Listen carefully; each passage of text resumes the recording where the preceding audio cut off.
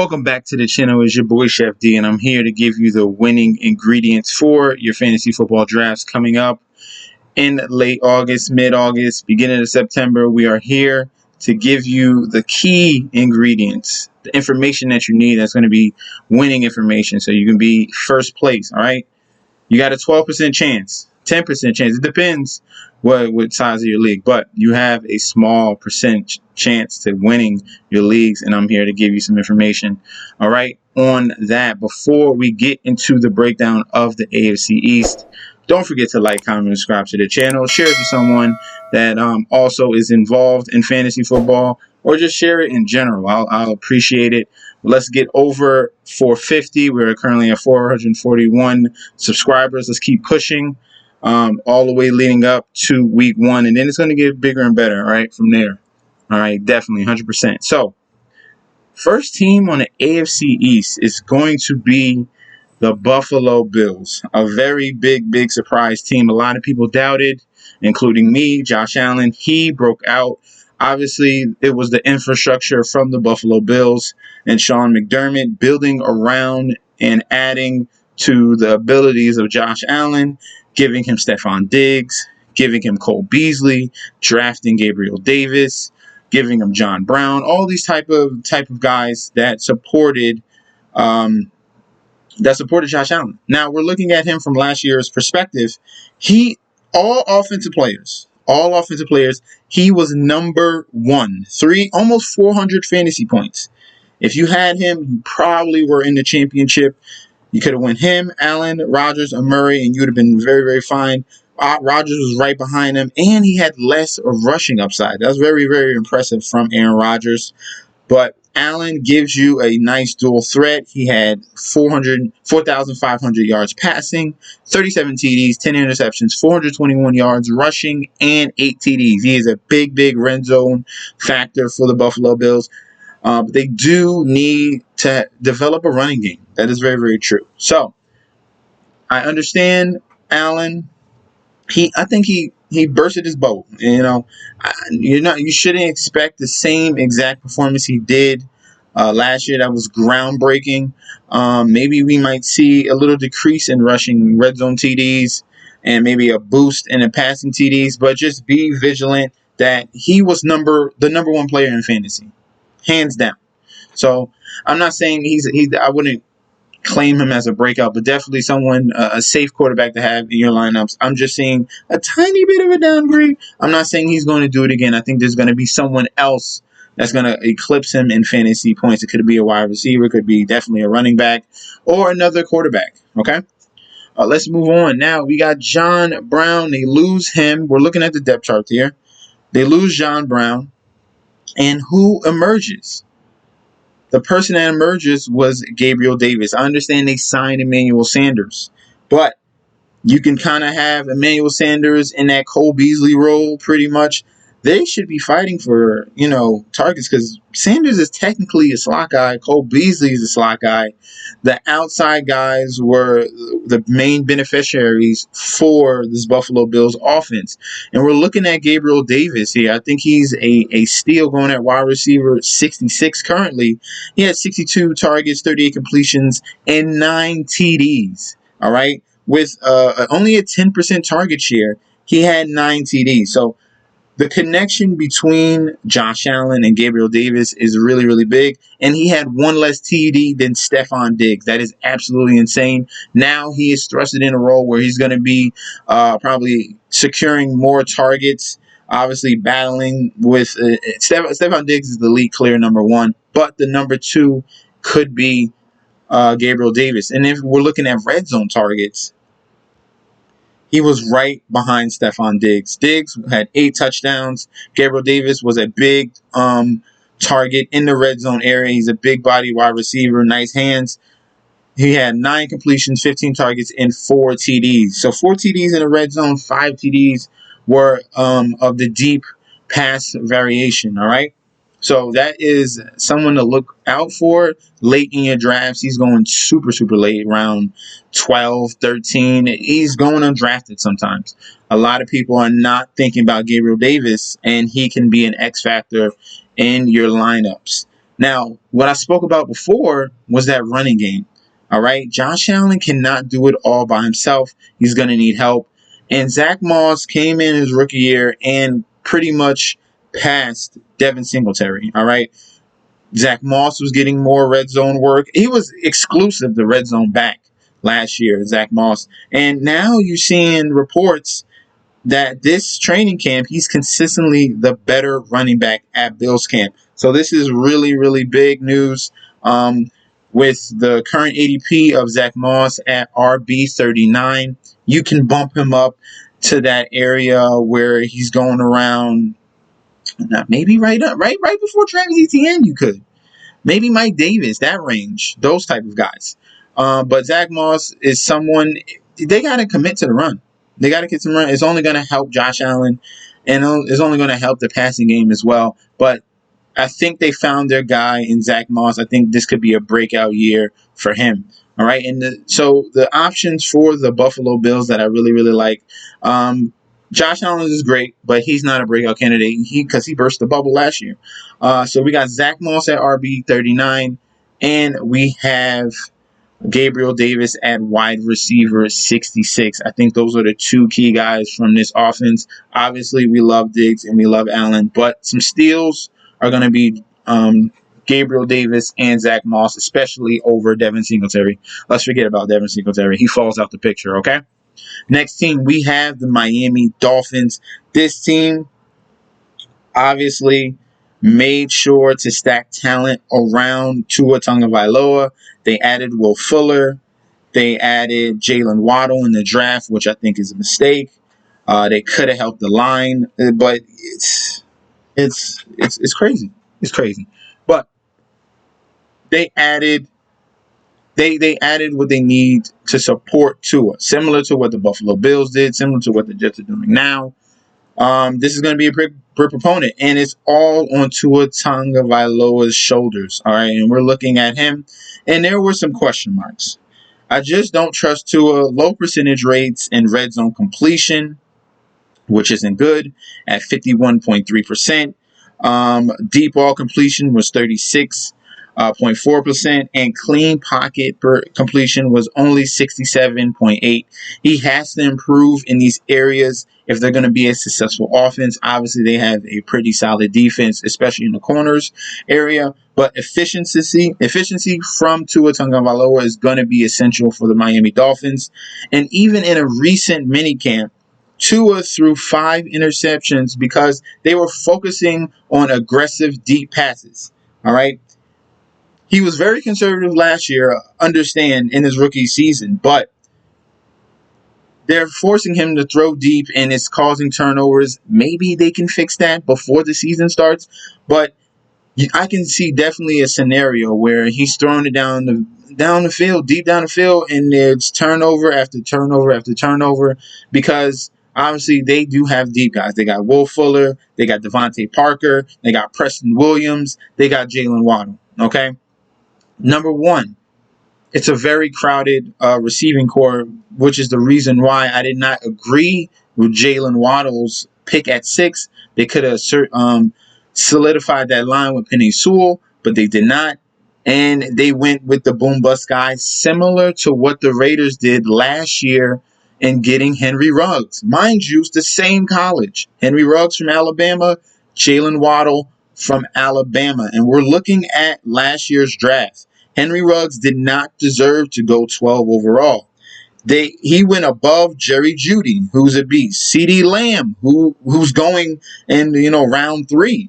He went above Justin Jefferson, who's a round 2 wide receiver. He's going above Brandon Ayuk, who's a round 4 or 5 wide receiver. T. Higgins, who stepped up last year. Michael Pittman, who's solid. Laviska Shenault, who's solid. And guess what? He went over Chase Claypool. All these wide receivers went before Henry Ruggs. This is very similar to my thinking. Very similar to what's happening this year. Waddle did not deserve it. Obviously, he had a broken ankle, and he forced his way into the title game, which... Is he 100%? We're yet to see that. Now he goes into a crowded wide receiver room. And you're looking at this draft, He went 6th overall, and he did not deserve to. I don't think so. You got Jalen Waddle over Devonta Smith, who was the Heisman Trophy winner. You got Jalen Waddle over Rashad Bateman, who's killing it in the Ravens camp, burning Marlon Humphrey, play after play, and we got video of that. And he went above Elijah Moore, who's going to be a huge beast. I'm going to speak on him a little bit later when I get to the Jets, but there's a reason why he's nowhere near better than Elijah Moore, hands down. All right. So beware of the Jalen Waddle pick. And then we're going to move on to Myles Gaskins. Emerged last year as a lead back. They did bring in Malcolm Brown, but Gaskins is the guy going round 5, round 6 in drafts. Worth a mid-level draft pick with rushing and receiving ability. So I'm very excited about him. I'm very excited about just pretty much Gaskins. This team is kind of, I don't trust Tua. I do not trust Tua. Tua is the problem to me, and that will probably bring down the value of some of these wide receivers, especially Jalen Waddle, where he's going at. I think Devontae Parker's going where he's a steal. Will Fuller, when he comes back, should be solid. But other than that, I would focus on Myles Gaskins, and that's pretty much it in this Miami Dolphins offense. All right. Next team we're going to look at is going to be the New England Patriots. Okay. Cam is still the guy here after a very, very volatile season. Cam finished 15 in the QB rankings, which is very, very impressive. I did not expect that because he missed some games. They took him out of some games. He had some games where he had single-digit points, but his upside in the rushing department brought him to that QB 15. If he can be a little consistent this year, we can see maybe a top 10 Cam yet again. He was not far behind last year. They bring in, if we're looking at the depth chart right now, they bring in Kendrick Bourne. They bring in Nelson Aguilar. They added 2 big tight ends, and they paid big money to Jonnu Smith, and they paid Hunter Henry. So we're looking at Cam. You know he likes throwing the tight ends, short laser beams to big body wide receivers. That's what he did with the Carolina Panthers. Now they're kind of bringing that formula to the New England Patriots, and the Patriots already love to focus in on the tight ends. So you got 2 tight ends, very solid tight ends. You got a nice slot wide receiver in Jacoby Myers, and that's what I'm going to speak on next. Jacoby Myers was a surprise last year. If we're just looking at the numbers, let me just show you really quick on Jacoby Myers. It was like week 6, week 7 when he came in, and throughout the rest of the season, 3/4 of the season, he absolutely racked up 81 targets, 729 yards, and 59 receptions. Wasn't a TD guy, but definitely in PPR leagues, getting a lot of receptions. Had a big boom week against the Jets, over 28 DK. Had a couple games with over 100 yards. So very, very impressive. He had a nice rapport with Cam Newton, and I really like him as well. Another player who I'm very high on is going to be Damian Harris, the running back for the New England Patriots.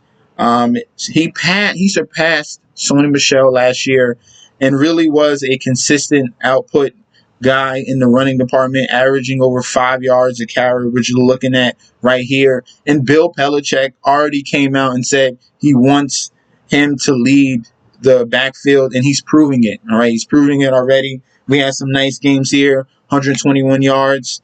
We have another 100-yard game in a TD against Buffalo. He had another 100-yard game against KC. Not saying he's the reception guy.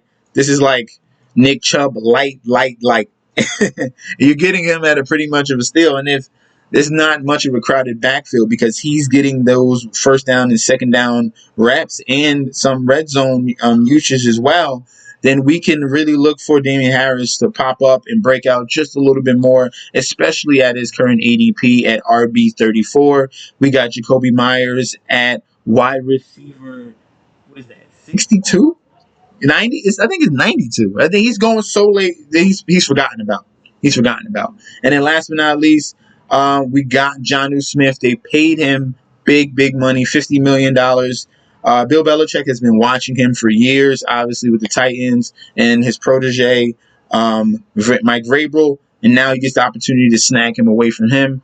They have a nice two tight end set right now that Cam can be comfortable with, and this will obviously help Cam, I think, go above that QB 32 right now, and he finished QB 15 last year. So there is some upside, and I like the prospects for the Patriots, and that's coming from a Jets fan. All right, Cam, I see some upside. Damian Harris, I see upside. Jacoby Myers and Jonnu Smith. Those are going to be the guys you're going to focus on for the New England Patriots. And let's go last but not least, the New York Jets, the new and improved New York Jets. No more Adam Gase.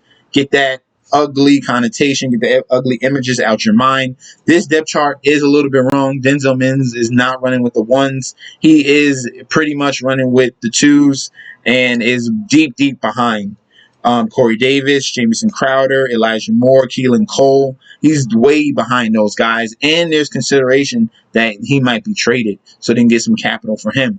But a big, big breakout guy. It's time to talk about him. Elijah Moore. This man is absolutely insane. A steal in the second round. You got the breakout age at 19, before 20. And this is a guy that was with Ole Miss and played with the likes of A.J. Brown and D.K. Metcalf and Dawson Knox, who's with the Buffalo Bills. He played with all three of those guys at the same exact time, still commanded 50 targets, 2 TDs at 11% target share in that offense. And I have video of A.J. Brown saying, bro, Elijah Moore, you're better than me, and you know it. So if DK Metcalf is a beast right now, A.J. Brown, who's another beast right now, and you're telling me he wasn't the best wide receiver, and this is coming from a man who's a top 10 wide receiver in the league, he wasn't the best? It's Elijah Moore? Oh, we're going all in on him. All in. The current ADP is absolutely retarded at wide receiver 54. Not saying you should wait. It depends on who's in your league, and you know how other people think in your league. But you got to go get Elijah Moore. I have him above Corey Davis, who I also like. They did pay him wide receiver one money. I think he's going to be a guy, obviously, to produce as well, get his 1,000 yards most likely. But it goes alongside with, okay, we have a bad secondary. We're going to be in some positions where we're going to need to throw the ball. And the 1 and 2 guy for me is going to be Corey Davis, and it's going to be Elijah Moore. Elijah Moore going super, super late and absolutely disrespectful because the upside of him and in camp, day in and day out, he's proving that he is and he deserves to play with the first team offense. All right. Definitely a guy you should look out for. Wide receiver 54, Elijah Moore, and wide receiver 52, Corey Davis. All right. We're going all in on those two guys. Last but not least is going to be Michael Carter, the running back from Duke. Played alongside with Javonte Williams, and now he's getting early reps with the first team, above Tevin Coleman, above Ty Johnson. We're going to watch this in the preseason and see how much touches he gets, how much usage he gets with the ones. But our offensive coordinator did say when he came out and he broke down the RB group that we have, he did speak about Tevin Coleman first. Then he spoke about Ty Johnson second, and then he spoke about Michael Carter third. And then fourth was Michael Piron. He really did it in order. So that was something that was like, oh, okay. I thought, Michael Carter was going to be, probably lead into the lead back. But we do have to watch that, be very, very careful, and then we'll come back to that. But already at RB33, he has big upside in PPR leagues, okay, Michael Carter. And then last but not least, we got Zach Wilson, if you want to take advantage of him. All right, 2 QB leagues. Obviously, you want 2 solidified guys. I want to say that Zach Wilson is going to be the rookie of the year because of this offense, because of the weapons around him, and what our GM did in the offseason, adding to the line, adding weapons. But we will see on that, all right? Zach Wilson, all these rookie quarterbacks are going really, really late. You don't have to worry about that. If you want to take a flyer on any one of them, then you can. But it's the breakouts for the New York Jets are going to be Elijah Moore at wide receiver 54, Corey Davis at wide receiver 52, and running back Michael Carter at running back 33. All right.